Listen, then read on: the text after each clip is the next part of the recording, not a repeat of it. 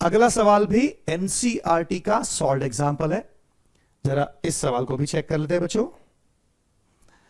A charged metallic sphere A is suspended by a nylon thread. मैं diagram बना के भी दिखा देता हूं आपको, ताकि आपको भाषा भी समझ में आती रहे। A charged metallic sphere is suspended by a nylon thread. ये नाइलॉन थ्रेड है और इससे एक चार्ज्ड मेटेलिक स्फीयर को सस्पेंड कर दिया। स्फीयर को ए कहा है। Charge metallic sphere A is suspended by nylon thread.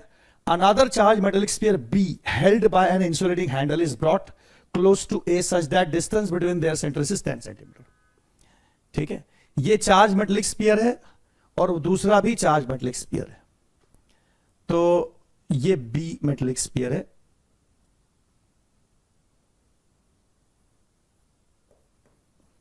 और इसको पकड़ने के लिए ये हैंडल दिया हुआ है। ठीक है, ये इंसुलेटिंग हैंडल है, इंसुलेटर हैंडल, ताकि इसको पकड़ा जा सके। तो हैंडल से पकड़ के इस चार्ज स्फीयर को 10 सेंटीमीटर के डिस्टेंस पे लेकर आ गए। तो मैं अज्यूम कर लेता हूं कि इस पर चार्ज है Q1, दिया तो नहीं है, तो मैंने मान लिया कि इस पर चार्ज है Q1 और पॉजिटिव चार्ज मान लेता हूं, और इस पर भी पॉजिटिव चार्ज है Q2। इस पे Q2 मान लेता हूं, इस पे Q1, और इनके सेंटर्स के बीच की जो दूरी है, डिस्टेंस है, वो डिस्टेंस जो है वो 10 सेंटीमीटर है।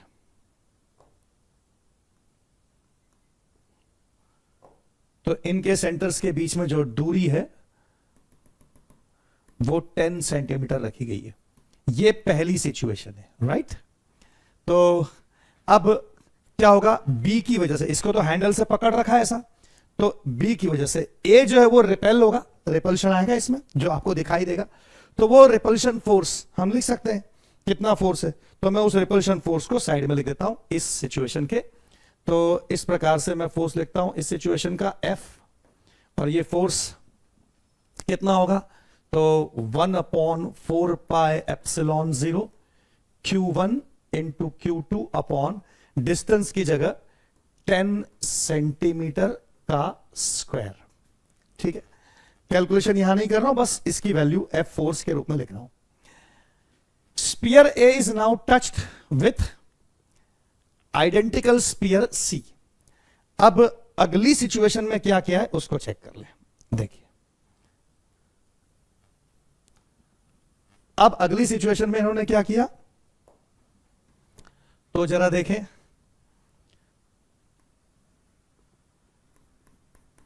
ये नाइलॉन थ्रेड से बंधा हुआ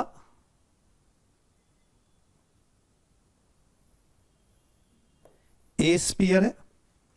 इस ए स्पीयर पे Q1 चार्ज है और इसको टच कर दिया आइडेंटिकल स्पीयर C से। ठीक है,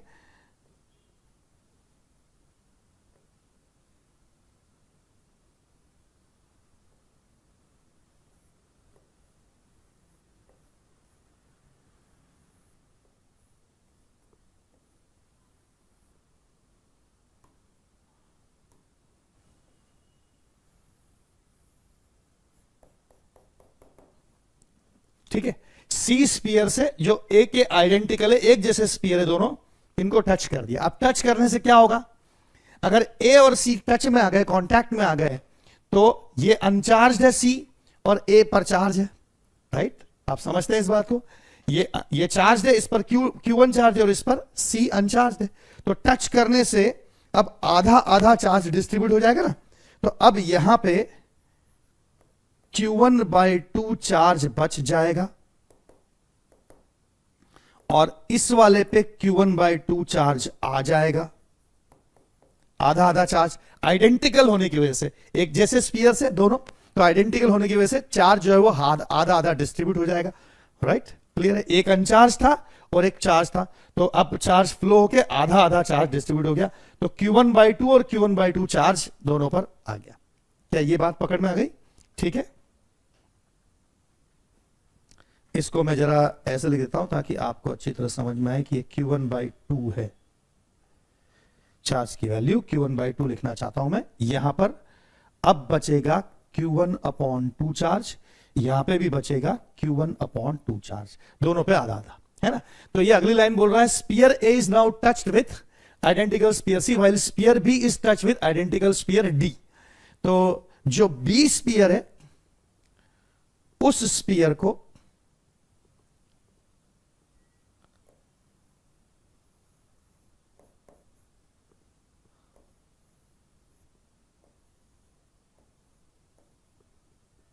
ठीक है, ये जो बी स्पीयर है इस पे Q2 चार्ज था, इसको टच किया है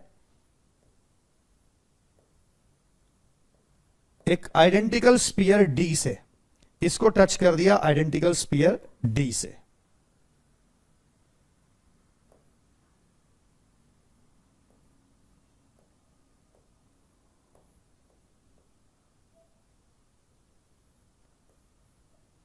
ठीक है, इस प्रकार से। तो अब जब टच कर दिया है तो इसमें भी आइडेंटिकल होने से चार्ज आधा आधा डिस्ट्रीब्यूट हो जाएगा। तो इस पर चार्ज Q2 था, तो Q2 का आधा चार्ज इस पर बचेगा और आधा चार्ज इस पे आ जाएगा। तो यहां Q2/2 चार्ज बचेगा, यहां पे भी Q2/2 चार्ज बचेगा। तो क्या किया अगली लाइन में समझ में आया? Sphere A is now touched with C identical sphere और B is touched by D identical spear.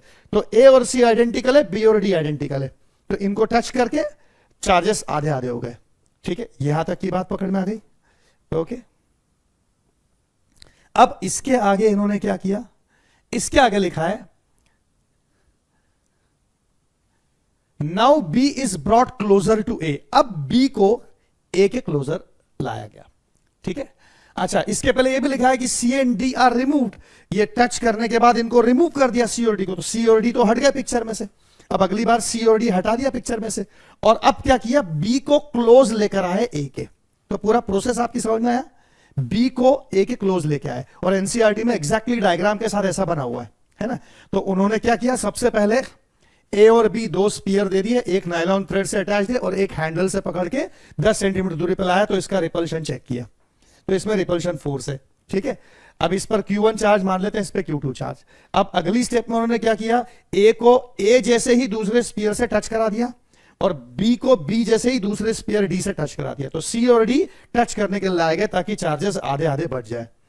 उसके बाद सी और डी हटा दिए और अब बी को पास में लेकर आ गए ए के। तो अब लास्ट स्टेप में क्या किया इन्होंने कि ए और बी को एक दूसरे के पास लेके आ गए। देखिए, अब जो ए स्पीयर है नायलॉन थ्रेड से लटका हुआ, अब इस ए स्पीयर पे चार्ज कितना बचा, तो Q1/2 बचा। सही है, और बी स्पीयर को जो कि इसके पास लेकर आ गए हैं, ये बी स्पीयर है जो इंसुलेटिंग हैंडल के साथ पकड़ के रखा हुआ है। इस बी स्पीयर का चार्ज भी कितना बचा, Q2/2 बचा। और अब इनको पास में लेकर आ गए, इनके बीच के डिस्टेंस को कम कर दिया है। ओके, तो मैं इस स्पीयर को थोड़ा पास में बना देता हूं ताकि आपको लगे कि ये पास में आ चुका है। तो ये जो बी स्पीयर है इंसुलेटिंग हैंडल के साथ, इसको पास में लेकर आ गए। Q2/2 चार्ज इस पर बच गया है और अब इनके बीच के डिस्टेंस को कितना रखा गया है, अब इनके बीच की दूरी को रखा गया है 5 सेंटीमीटर। तो अब भी रिपल्शन फोर्स अप्लाई होगा। तो इस बार का जो नया रिपल्शन फोर्स होगा, वो नया रिपल्शन फोर्स मैं यहां लिख रहा हूं F'। तो ये नया रिपल्शन फोर्स F' की वैल्यू कितनी होगी, इसको चेक कर लेते हैं। F' is equal to 1/4πε0 Q1/2 into Q2/2 divided by distance कितना हो जाएगा, 5 सेंटीमीटर का स्क्वायर। सही है, ठीक है। अब जरा इसको ध्यान से देखें, तो इसको मैं ऐसे लिख सकता हूं ना, F dash is equal to 1/4πε0 Q1/2 into Q2/2 divide by 5 को लिख सकता हूं 10/2 सेंटीमीटर का स्क्वायर। ठीक है, अब जरा इसको ध्यान से देखिए कि ये क्या बन जाता है।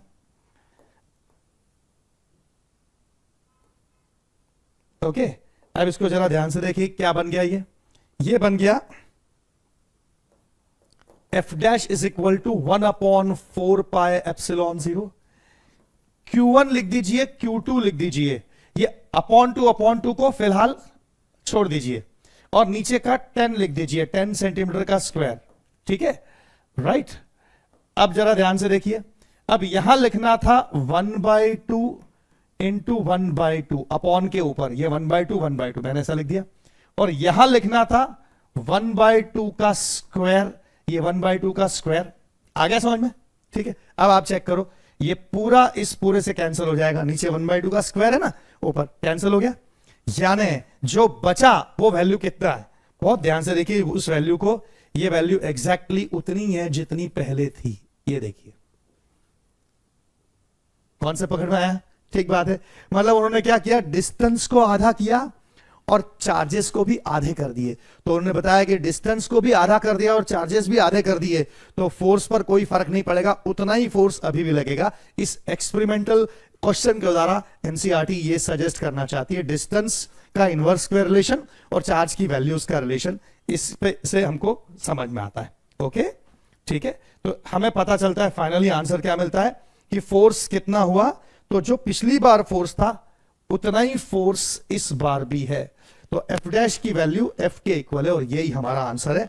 यही हमें इस सवाल में पूछा गया था कि नया फोर्स क्या होगा, तो नया फोर्स पुराने फोर्स के इक्वल होगा। फोर्स ऑफ रिपल्शन जो पहले था वही वापस उतना ही मिलेगा। क्या थिंकिंग क्लियर है? सिचुएशन एकदम समझ में आ गई? आगे बढ़ते हैं, अगले सवाल पे चलते हैं। तो अगला सवाल है, for an isolated system of 4 charges, आपके पास 4 चार्जेस का एक सिस्टम दे रखा है, shown in figure below, find value of Q, capital Q की वैल्यू निकालनी है इस प्रकार, such that resultant force on small q is 0। देखो ये Q और ये Q तो एक जैसे चार्जेस हैं, और ये स्मॉल q और ये स्मॉल q एक जैसे चार्जेस हैं, और हमको कैपिटल Q की वो वैल्यू निकालनी है, कैपिटल Q की वैल्यू जिसके लिए स्मॉल q पर रिजल्टेंट फोर्स 0, तो स्मॉल q इक्विलिब्रियम होना चाहिए।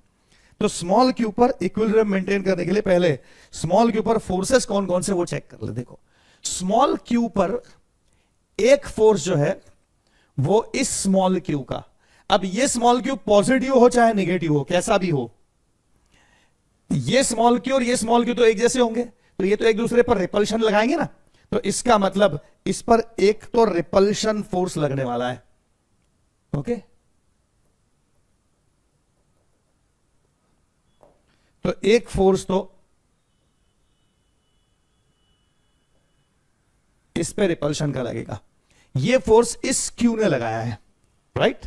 मैं इस फोर्स को नाम दे देता हूं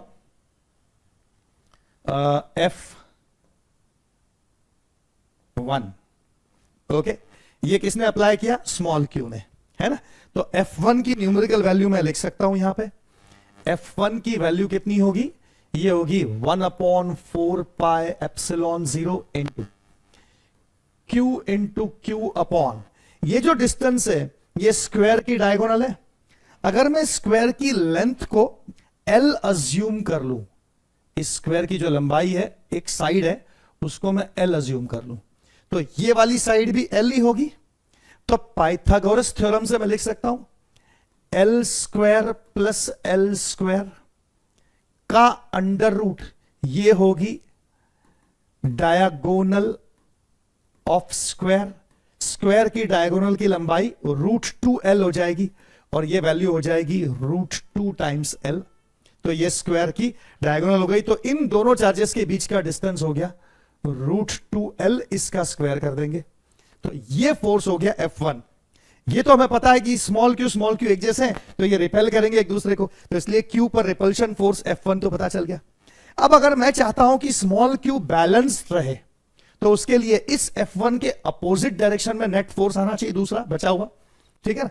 अब अगर ये Q और ये स्मॉल q सेम नेचर का हुआ, इमेजिन करो कि ये कैपिटल Q और ये स्मॉल q दोनों पॉजिटिव है, तो फिर इस Q की वजह से इस पर रिपल्शन का फोर्स इधर लगेगा और इस Q की वजह से भी रिपल्शन, तो एक्चुअली ये दोनों फोर्सेस ऐड होके इसी लाइन पर इधर रिपेल करेंगे, तो इसका मतलब ये इक्विलिब्रियम में नहीं रह सकता।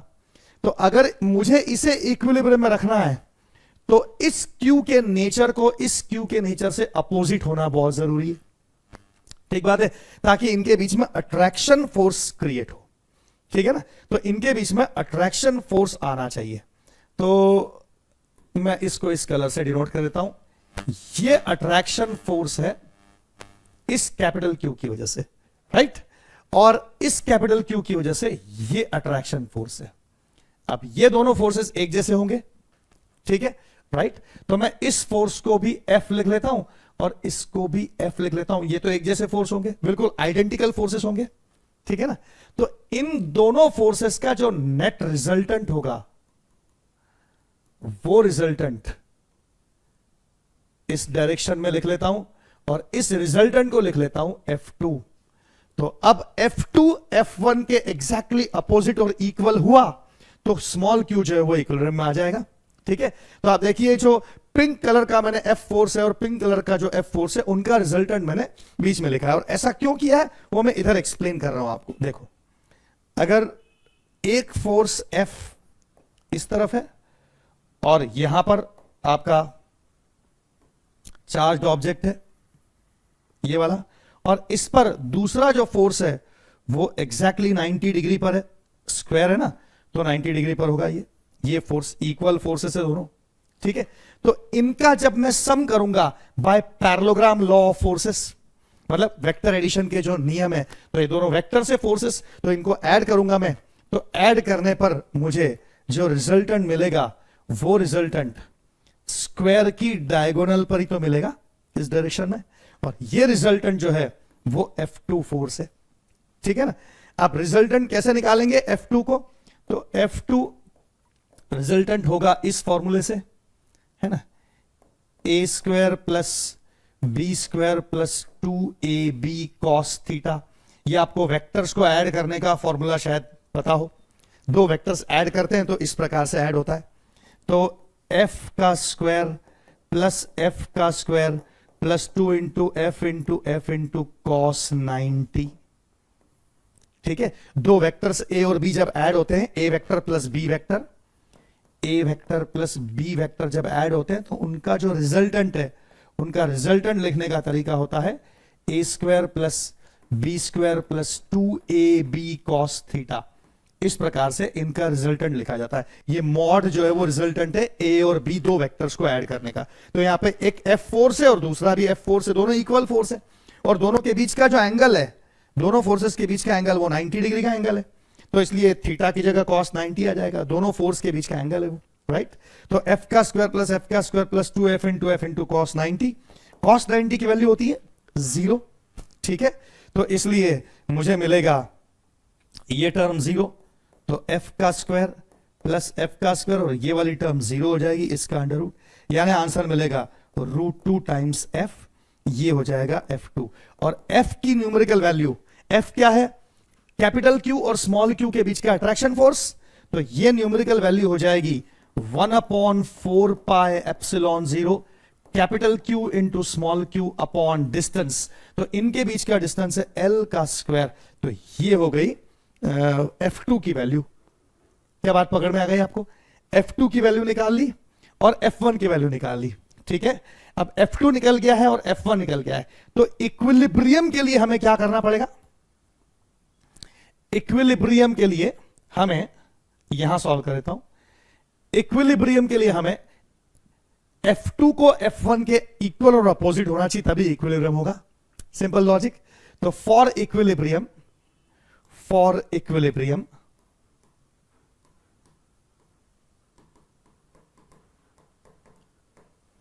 ऑफ स्मॉल q, F1 की वैल्यू को F2 की वैल्यू के इक्वल और अपोजिट होना चाहिए ताकि नेट फोर्स 0 रह सके, राइट, ओके। तो एक बात तो ये पकड़ में आती है कि कैपिटल Q और स्मॉल q का नेचर अपोजिट होना चाहिए। मतलब अगर स्मॉल क्यू पॉजिटिव है तो कैपिटल क्यू नेगेटिव होना चाहिए। और दूसरी बात पकड़ में आती है कि F1 और F2 इक्वल होना चाहिए, तो यहां लिख देता हूं F1 की जगह 1/4 pi epsilon 0 Q into Q divided by 2L square, root 2L का होल स्क्वायर है तो 2L स्क्वायर हो जाएगा। और F2 की जगह ये वैल्यू लिख देता हूं is equal to root 2 into 1/4 pi epsilon 0 capital Q into small q divided by L का स्क्वायर। तो अब चेक करें, 1/4 पाई एप्सिलॉन 0 तो पूरा कट गया, एक स्मॉल q भी कट गया, एक L स्क्वायर भी कट गया, राइट। तो हमें कैपिटल Q की वैल्यू मिल जाएगी, इसको इधर ट्रांसफर कर देते हैं, तो capital Q is equal to मिलता है स्मॉल q डिवाइडेड बाय 2√2। ये आंसर मिल गया हमको। कैपिटल Q की वैल्यू कितनी होना चाहिए वो आंसर मिल गया। लेकिन इसमें नेचर भी इनकारपोरेट करें, and nature of Q must be opposite to small q। जो कैपिटल Q का नेचर है वो स्मॉल q से अपोजिट होना चाहिए। इसका मतलब क्या हुआ? इसका मतलब मुझे फाइनल आंसर को कैसे लिखना चाहिए? फाइनल आंसर को मुझे ऐसे लिखना चाहिए, therefore Q must be equal to -Q/2√2। इससे नेचर भी पता चल रहा है, तो ये हमारा फाइनल आंसर होना चाहिए। ओके, सिंपल थॉट, सारी बात पकड़ में आ गई, राइट। एक बार फिर पूरी बात को एक्सप्लेन कर देता हूं ताकि आपके ध्यान में पूरी बात फिर से एक बार आ जाए। सवाल में पूछा गया था हमसे, सवाल में हमसे पूछा गया था कि 4 चार्जेस दिए हुए हैं, कैपिटल Q, स्मॉल q, ठीक है। तो कैपिटल Q की न्यूमेरिकल वैल्यू को फाइंड करना है ताकि ये जो स्मॉल q है वो इक्विलिब्रियम में रह सके, स्मॉल q जो है वो इक्विलिब्रियम मेंटेन कर सके, ऐसा हमको सवाल में दिया हुआ था, ठीक है, राइट। तो यहां से अलग से डायग्राम बना के समझाता हूं दोबारा से, तो आपके ध्यान में पूरी बात यहां पर आ जाएगी, ठीक है। तो यहां एक अलग से डायग्राम बना के दोबारा इसको एक्सप्लेन कर देता हूं। जरा देखें क्या हमको दिया हुआ था, इसको जरा एक बार चेक कर ले। देखो, हमको एक स्क्वायर दिया था,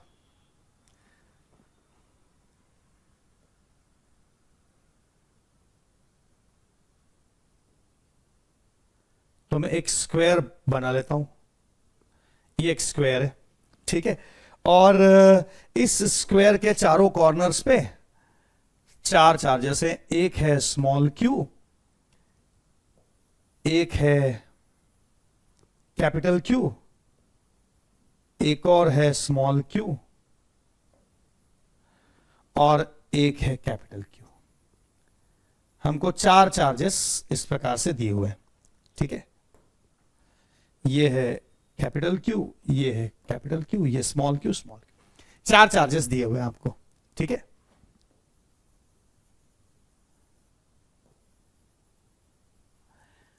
और पूछा गया है कि स्मॉल q के टर्म्स में कैपिटल Q की वैल्यू निकालो, कैपिटल Q की न्यूमेरिकल वैल्यू निकालो स्मॉल q के टर्म्स में, ताकि स्मॉल q जो है वो बैलेंस कंडीशन में रहे। तो स्मॉल q पर सबसे पहला फोर्स मैं शो कर रहा हूं, वो है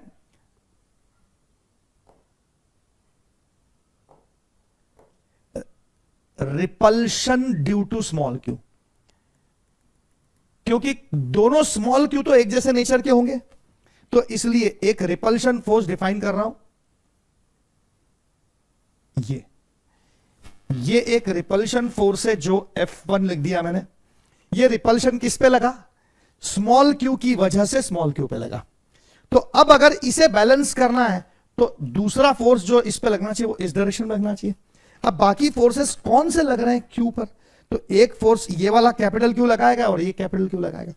अगर मैंने ऐसा मान लिया कि स्मॉल q भी पॉजिटिव और कैपिटल Q भी पॉजिटिव है, तो ये कैपिटल Q इस स्मॉल q को रिपेल करेगा, ओके।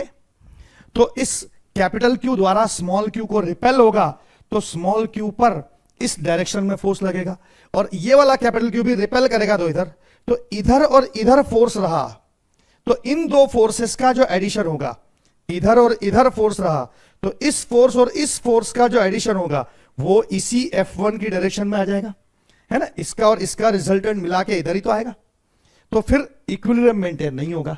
तो इक्विलिब्रियम मेंटेन करना है मुझे, तो ये जरूरी है कि जो बचे हुए फोर्सेस है वो ऐसे हो कि ये कैपिटल क्यू इस स्मॉल क्यू को अट्रैक्ट करे, ताकि इस डायरेक्शन में एक F फोर्स बने, और ये वाला कैपिटल क्यू भी इस स्मॉल क्यू को अट्रैक्ट करे, ताकि इधर भी एक F फोर्स बने। अब ये दो इक्वल फोर्स हो गए। अगर मैं इसका डायग्रामेटिक रिप्रेजेंटेशन आपको इधर करके दिखाऊं,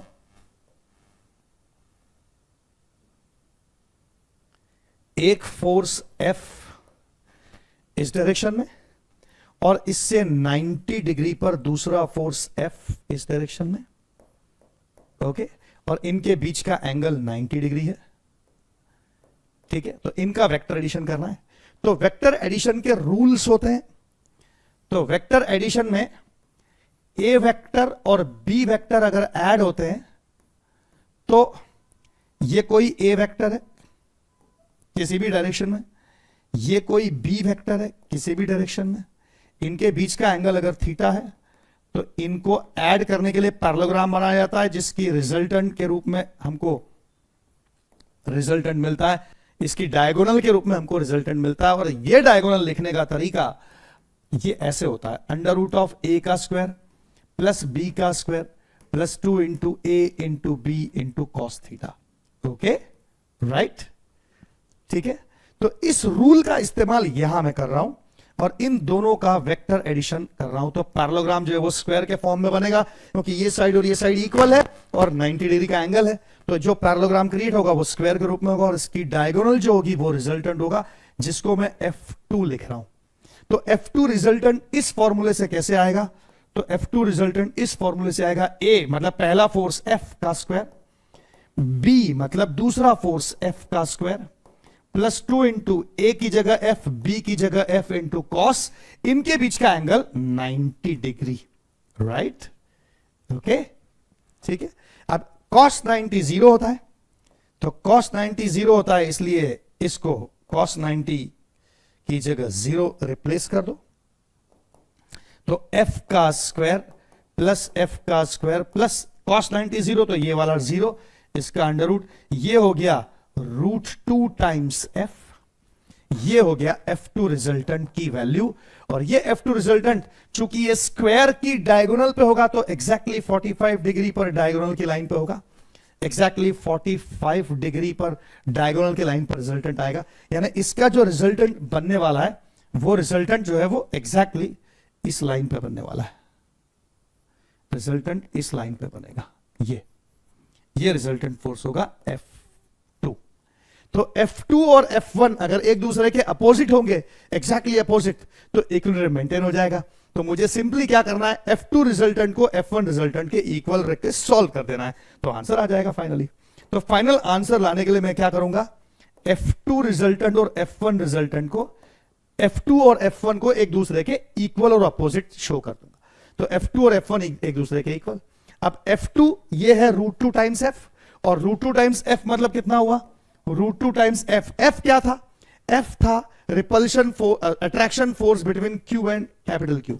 तो वो अट्रैक्शन फोर्स ऐसे लिखेंगे ना, 1/4 pi epsilon 0 Q into small q upon distance का स्क्वायर, और डिस्टेंस उनके बीच का L है ना, कैपिटल Q और स्मॉल q के बीच की दूरी जो है वो L है, ठीक बात है, ये दूरी L है, ठीक है।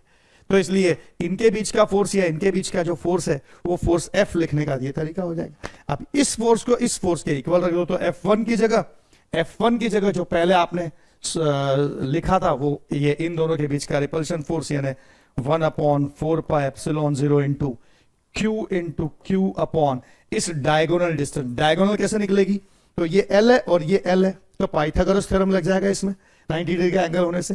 तो इसलिए L square plus L square का अंडर रूट, तो रूट 2L का स्क्वायर, ये हो जाएगा F1 की वैल्यू, और F2 की value root 2 times 1/4 pi epsilon 0 capital Q small q upon distance का स्क्वायर। अब इसको सिंप्लीफाई कर दिया तो फाइनल आंसर आ जाएगा, ठीक बात है, ओके, राइट। अब आ जाते हैं अगले सवाल पे। अगला सवाल चेक कर ले।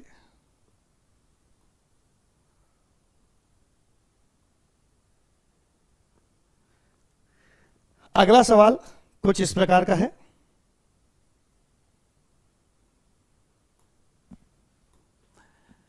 On the 5 vertices of a regular hexagon of side L, 5 point charges, each of value Q, are placed, one at each vertex. Find net electrostatic force on charge minus Q placed at centroid. सबसे पहले तो एक hexagon draw करना है। तो ये एक hexagon बना लिया अपन ने। On 5 vertices of regular hexagon of side L, तो इसकी साइड जो है वो L है। ये दिया हुआ है कि इसकी साइड जो है वो L है, राइट। और इसके 5 कॉर्नर्स पे, 5 वर्टेक्स पे हमने चार्जेस पुट कर दिए। तो एक चार्ज यहां पर है Q, दूसरा चार्ज यहां पर है Q, तीसरा चार्ज यहां पर है Q, चौथा चार्ज यहां पर है Q, पांचवा चार्ज यहां पर है Q। इसके 5 कॉर्नर्स पे 5 charges Q Q Q place कर दिए, ठीक है। 1 at each vertex. Find net electrostatic force और charge minus Q placed at centroid. और सेंट्रॉइड पर एक माइनस Q चार्ज रख दिया है, यहां सेंट्रॉइड पे एक माइनस Q चार्ज रख दिया है। तो इस सेंट्रॉइड पर हमको नेट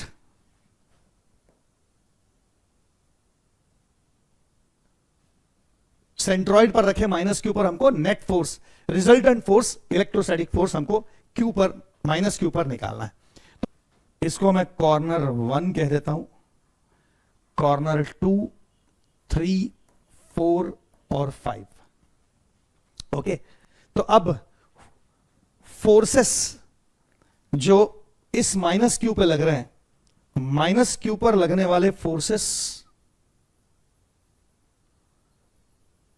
जो है उनमें से पहला फोर्स जो मैं लिखने जा रहा हूं, वो फोर्स लिखने जा रहा हूं इस माइनस Q पर बिकॉज ऑफ 1 कॉर्नर। 1 कॉर्नर जो है वो अट्रैक्शन फोर्स लगाएगा इस पर।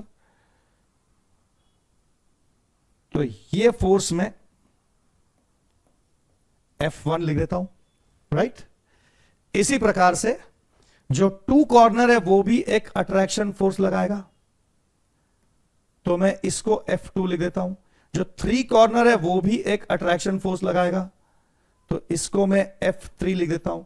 जो 4th कॉर्नर है वो भी अट्रैक्शन फोर्स लगाएगा, उसको मैं F4 लिख देता हूं। जो 5th कॉर्नर है वो भी एक अट्रैक्शन फोर्स लगाएगा, उसको मैं F5 लिख देता हूं। अब आप ध्यान से देखें, ये जो सारे फोर्सेस हैं इनकी न्यूमेरिकल वैल्यूज बिल्कुल आइडेंटिकल है। देखो, F1 की न्यूमेरिकल वैल्यू, F2 की न्यूमेरिकल वैल्यू, F3 की न्यूमेरिकल वैल्यू, F4 की न्यूमेरिकल वैल्यू और F5 की न्यूमेरिकल वैल्यू बिल्कुल एक जैसी है। ऐसा क्यों? क्योंकि हर एक की न्यूमेरिकल वैल्यू कितनी होगी?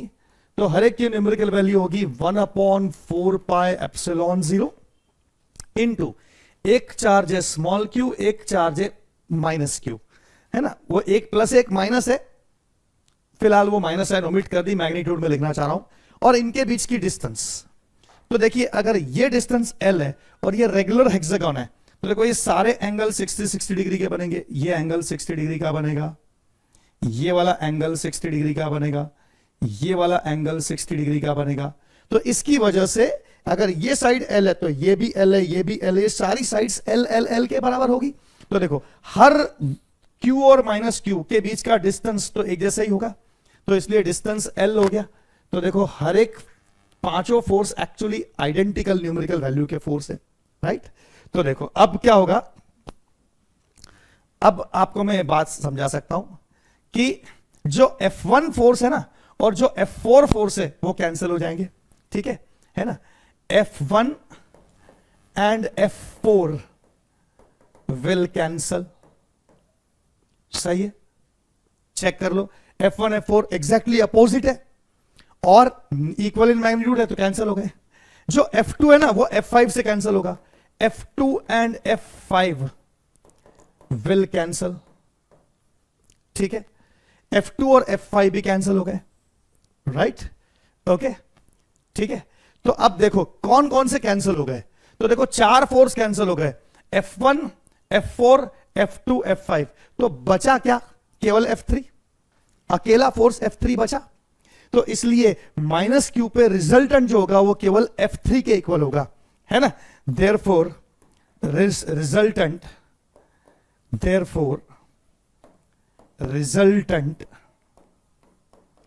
on minus q charge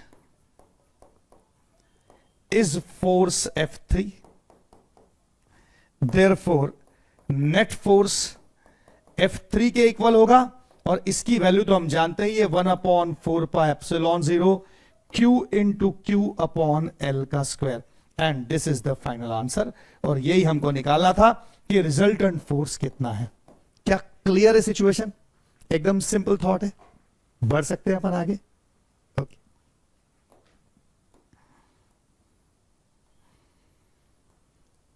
अब आज के लिए एक लास्ट सवाल पे आ जाते हैं। ऑन ये भी एनसीईआरटी पर बेस्ड क्वेश्चन है, एनसीईआरटी में इस टाइप का क्वेश्चन दिया हुआ है, तो सॉल्व एग्जांपल है एनसीईआरटी का।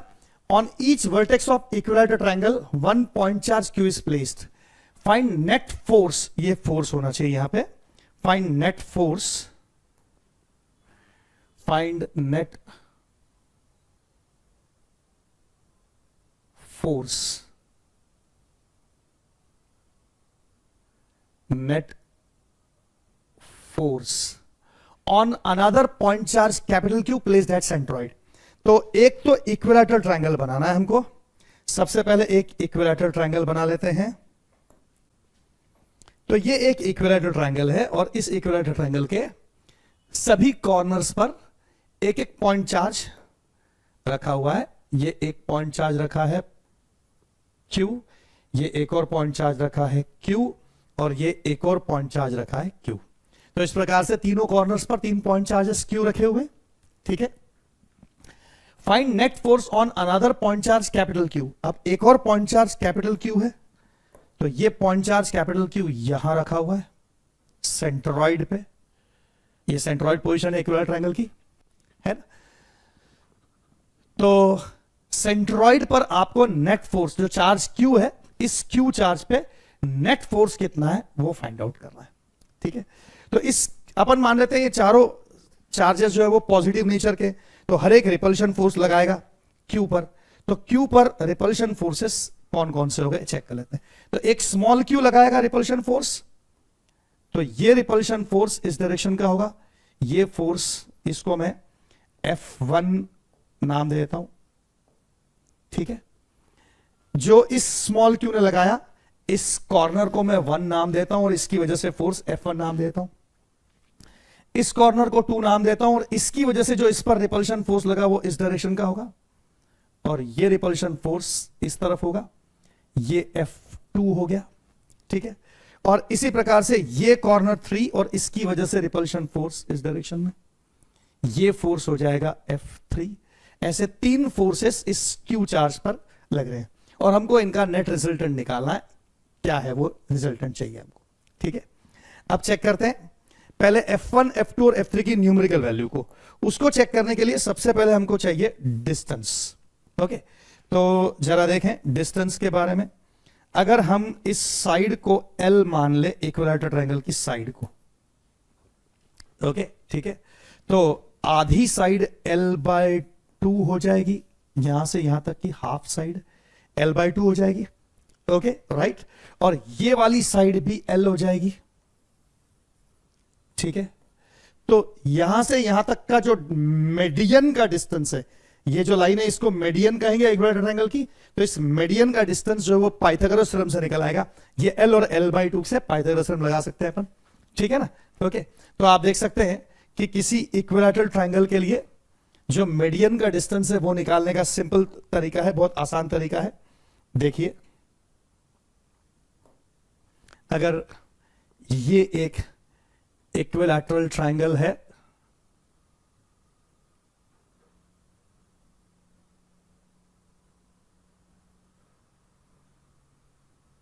ठीक है।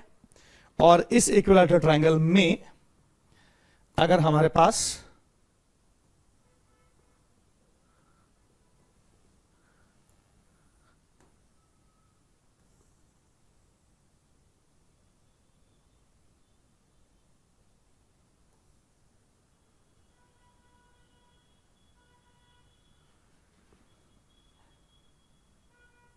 ये एक मीडियन है,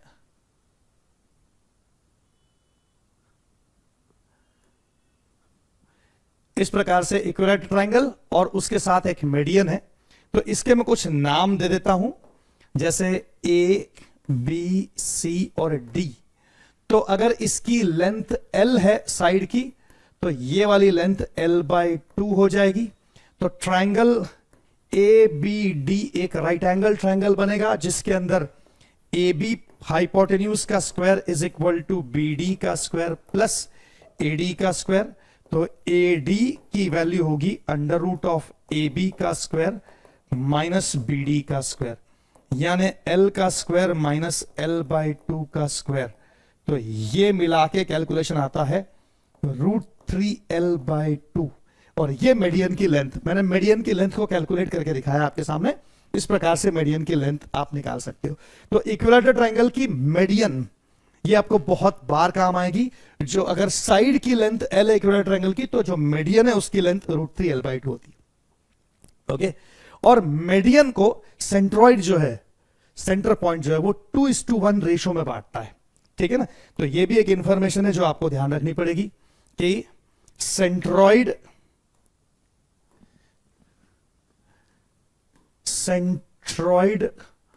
of equilateral triangle divides median into 2:1 ratio. इसका मतलब क्या हुआ?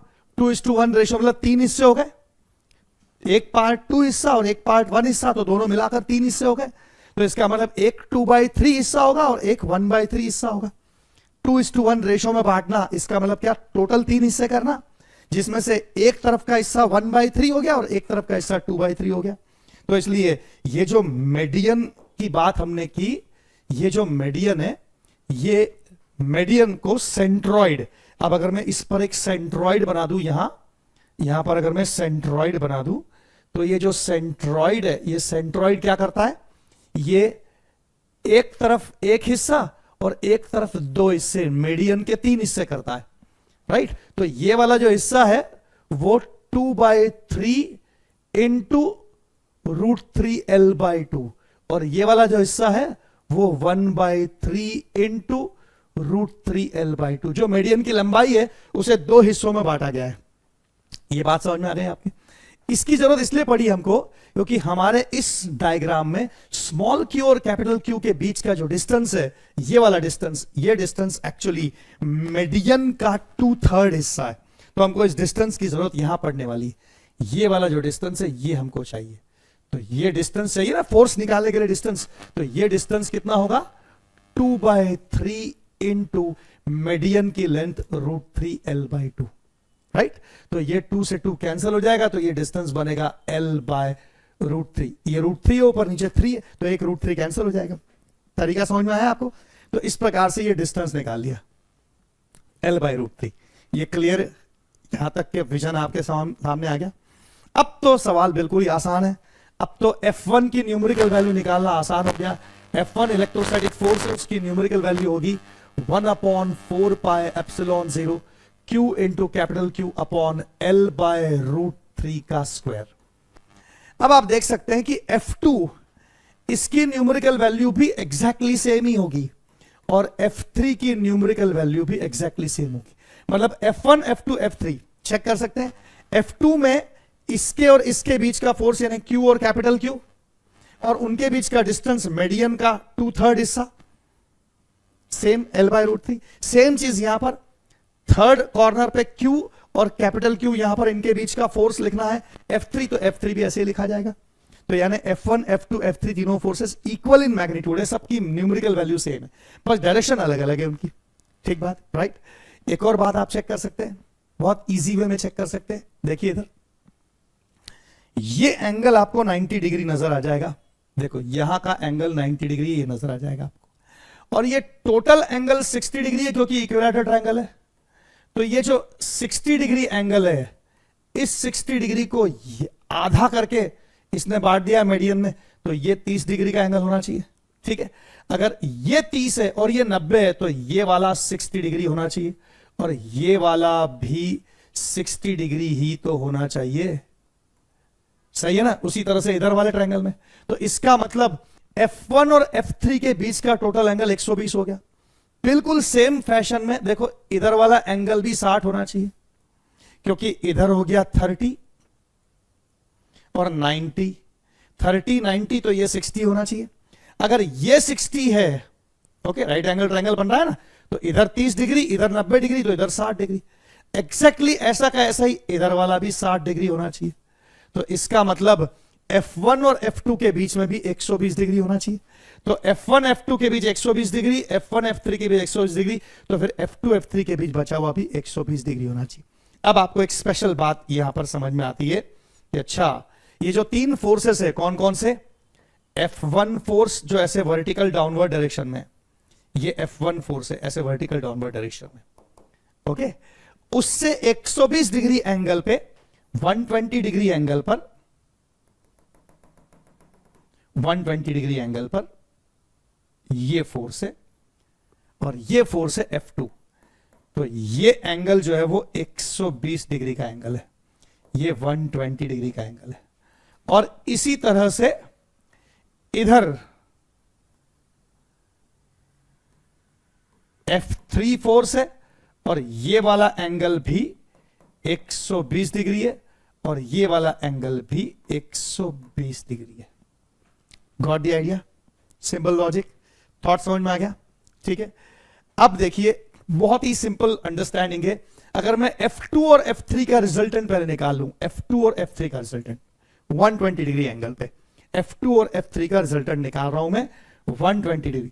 तो आपको पता है कि F3 की न्यूमेरिकल वैल्यू और F2 की न्यूमेरिकल वैल्यू तो एग्जैक्टली इक्वल है, एक जैसी न्यूमेरिकल वैल्यू है। ठीक है, राइट। तो इनके बीच का जो एंगल है वो 120 डिग्री है। तो इनसे जो पैरेललोग्राम बनेगा, पैरेललोग्राम बनाना पड़ता है ना रिजल्टेंट निकालने के लिए, तो रिजल्टेंट निकालने के लिए मुझे इनका पैरेललोग्राम बनाना पड़ेगा। मतलब F3 के पैरेलल लाइन इधर से ड्रॉ करनी पड़ेगी, और F2 के पैरेलल लाइन इधर से ड्रॉ करनी पड़ेगी। तो इससे जो पैरेललोग्राम बनेगा उसका रिजल्टेंट जो है वो ये डायगोनल होगी, और ये रिजल्टेंट जो है अगर मैं इसको F4 कह दूं तो ये F4 जो है वो एग्जैक्टली F1 के अपोजिट डायरेक्शन में आएगा। चेक कर लो आप, ठीक बात है। ऐसा क्यों हो रहा है? क्योंकि ये पैरेललोग्राम जो है वो स्पेशल फिगर है जिसमें सारी साइड्स इक्वल बनेगी, क्योंकि F3 की वैल्यू और F2 की वैल्यू इक्वल है, तो इसलिए इसकी लेंथ और इसकी लेंथ इक्वल होगी। तो पैरेललोग्राम बनेगा तो इसके सामने वाली साइड इसके इक्वल होगी, इसके सामने वाली, तो ये चारों साइड्स इक्वल हो गई, तो ये एक रोम्बस बनेगा। तो इसका मतलब 120 डिग्री का एग्जैक्टली आधा यानी 60 डिग्री पर, इधर से भी 60 डिग्री पर है ना, यानी 120 डिग्री का आधा, इधर 60 इधर 60, तो इस लाइन के ऊपर यानी F1 के एग्जैक्टली उल्टी लाइन के ऊपर F2 और F3 का रिजल्टेंट F4 आएगा। ये लॉजिक पकड़ में आ गया आपके? अब F2 और F3 का रिजल्टेंट F4 F1 के एग्जैक्ट अपोजिट आ रहा है, ये तो समझ में आ गया, ठीक है ना। अब उसकी न्यूमेरिकल वैल्यू कितनी है वो मैं नीचे निकाल के दिखा देता हूं। तो पहले मैं निकाल रहा हूं F2 और F3 का रिजल्टेंट, ठीक है, F2 और F3 का रिजल्टेंट है ना, resultant of F2 and F3 is F4। तो F4 की वैल्यू होगी F2 का स्क्वायर प्लस F3 का square plus 2 into F2 into F3 into cos 120 degree, क्योंकि उनके बीच का एंगल 120 डिग्री है, दोनों के बीच का एंगल F2 और F3 के बीच का, ठीक है। और ये मैंने एडिशन का फॉर्मूला लगा दिया। अब हमें पता है कि F2 और F3 न्यूमेरिकली तो इक्वल वैल्यू के है, तो F2 भी F है और F3 भी F है, राइट। और cos 120 होता है -1/2, ये cos 120 की वैल्यू है, cos 120 की वैल्यू होती है -1/2। तो इसलिए एफ का स्क्वायर प्लस एफ का स्क्वायर, और ये माइनस साइन तो बीच में यहां माइनस आ जाएगा, एक 2 कैंसिल हो गया तो यहां भी एफ का स्क्वायर बचेगा, तो एक एफ का स्क्वायर कट के फाइनल आंसर एफ के इक्वल आएगा। यानी ये वैल्यू F2 के या F3 के इक्वल ही आएगी। ये स्पेशल केस है जब 120 डिग्री पे दो फोर्स ऐड हो और दोनों इक्वल मैग्नीट्यूड के हो तो उनका रिजल्टेंट भी उसी मैग्नीट्यूड का आता है। ये स्पेशल केस है 120 डिग्री पर जब भी दो फोर्स जुड़ते हैं और दोनों फोर्स न्यूमेरिकली वैल्यू के इक्वल वैल्यू के हो तो उनका रिजल्टेंट भी इक्वल इन मैग्नीट्यूड आता है। ये बड़ा स्पेशल सिचुएशन है, ठीक है। तो इसलिए जो F2 की वैल्यू है F3 की वैल्यू वही F4 की वैल्यू, यानी F4 उतना ही आएगा, यानी ऑफ कोर्स इसकी वैल्यू F1 के भी इक्वल आएगी ना F4 की, तो F4 और F1 तो एक दूसरे के अपोजिट है और इक्वल वैल्यू क्या है, इसका मतलब नेट रिजल्टेंट क्या होना चाहिए, 0। इसका मतलब F1 F2 और F3 का नेट रिजल्टेंट क्या होना चाहिए, 0 होना चाहिए। देखो F2 और F3 का रिजल्टेंट F4 है जो बाय चांस उतना ही आया जितना F1 या F2 या F3 और तीनों इक्वल है, राइट, ओके। और क्योंकि ऐसा क्यों हुआ, क्योंकि 120 डिग्री का एंगल है, तो इस प्रकार से सिमेट्री से हमको पता चल गया कि सिमेट्री की वजह से हमको पता चल गया कि ये एग्जैक्टली एक दूसरे को बैलेंस करने वाले फोर्सेस है, राइट। तो इस प्रकार से F1 और F4 ने एक दूसरे को नलीफाई कर दिया, तो फाइनल रिजल्टेंट आंसर क्या मिला आपको, as F4 is equal in magnitude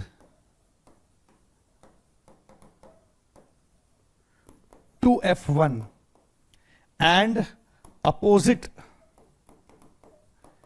in direction to F1. Hence, net force on capital Q charge is 0। तो सारे फोर्सेस बैलेंस्ड हो गए और इस वजह से नेट फोर्स क्या मिला, 0 मिला। ये बहुत ही स्पेशल सिचुएशन है जिसमें तीन फोर्स 120 डिग्री के एंगल पर लग रहे हैं और तीनों की न्यूमेरिकल वैल्यूज भी इक्वल है, इसलिए इनका रिजल्टेंट 0 आ रहा है। तो अब अगली बार से हमेशा ध्यान रखना कि दो फोर्स, दो वेक्टर्स अगर इक्वल इन मैग्नीट्यूड हो और 120 डिग्री उनके बीच का एंगल हो तो उसका रिजल्टेंट भी उसी के बराबर आता है जो दोनों फोर्सेस है, और वो एग्जैक्टली 120 के आधे 60 डिग्री पर एंगल बाइसेक्टर के ऊपर आता है। ठीक बात है, बहुत सिंपल लॉजिक है, आसान सी बात है, राइट। वैसे इस बात को बहुत ही सिंपल तरीके से प्रूफ किया जा सकता था, वो कुछ ऐसे प्रूफ किया जा सकता, देखो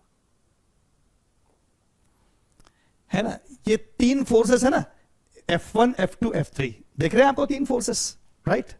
तो अगर मैं इन तीन फोर्सेस के लिए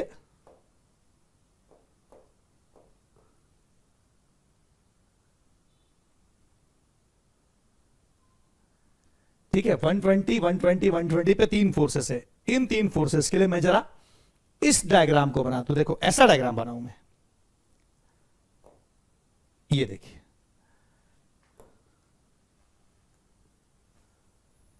है ना। इसको सॉल्व करने की बहुत सिंपल मेथड।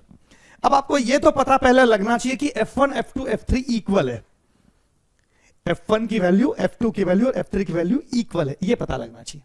ठीक है, अब देखो सबसे पहले F1 को यहां पर ड्रॉ कर दो,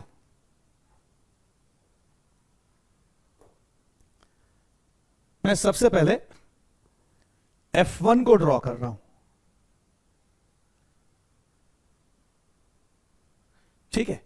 तो F1 जो है वो ऐसे वर्टिकल फोर्स है, तो मैं एक वर्टिकल फोर्स के रूप में F1 को ड्रॉ कर रहा हूं, है ना।